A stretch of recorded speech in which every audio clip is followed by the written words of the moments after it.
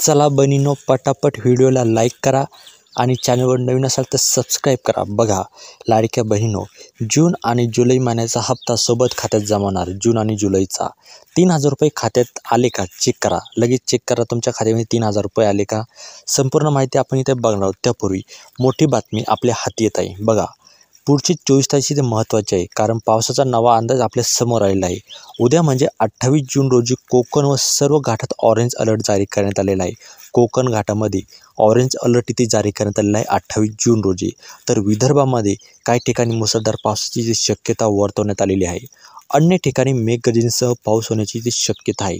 26 तारखेपासून ते 28 तारखेपर्यंत इथे कोकण व घाटात पावसाची शक्यता इथे वर्तवण्यात आलेली आहे। यानंतर महत्त्वाची बातमी म्हणजे जून आणि जुलै हप्त्याबद्दल। बघा जून महिना संपायला अवघे 7 दिवस बाकी आहे। किती दिवस बाकी आहे? फक्त 7 दिवस बाकी जून महिना संपायला।